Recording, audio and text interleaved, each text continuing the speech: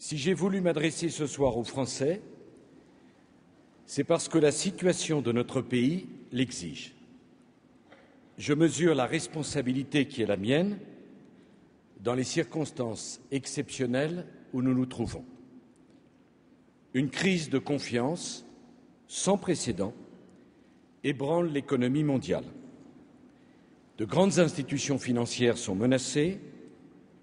Des millions de petits épargnants dans le monde qui ont placé leurs économies à la bourse voient jour après jour fondre leur patrimoine. Des millions de retraités qui ont cotisé à des fonds de pension craignent pour leur retraite et des millions de foyers modestes sont mis en difficulté par la hausse des prix. Et comme partout dans le monde, les Français ont peur. Peur pour leurs économies, peur pour leur emploi, peur pour leur pouvoir d'achat. La peur, c'est une souffrance.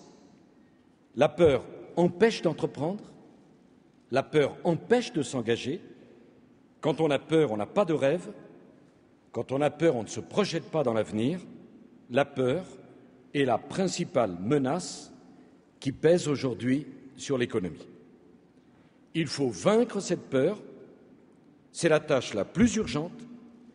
On ne la vaincra pas, on ne rétablira pas la confiance en mentant, on rétablira la confiance en disant la vérité.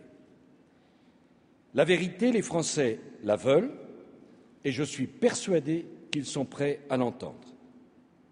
S'ils ont le sentiment, à l'inverse, qu'on leur cache des choses, alors le doute grandira. S'ils ont la conviction qu'on ne leur cache rien, ils puiseront en eux-mêmes la force de surmonter la crise. Dire la vérité aux Français, c'est leur dire que la crise n'est pas finie, que ses conséquences seront durables, que la France est trop engagée dans l'économie mondiale pour qu'on ne puisse penser un instant qu'elle pourrait être à l'abri des événements qui sont en train, ni plus ni moins, que de bouleverser le monde. Dire la vérité aux Français, c'est leur dire que la crise actuelle aura des conséquences dans les mois qui viennent sur la croissance, sur le chômage, sur le pouvoir d'achat. Dire la vérité aux Français, c'est leur dire d'abord la vérité sur la crise financière.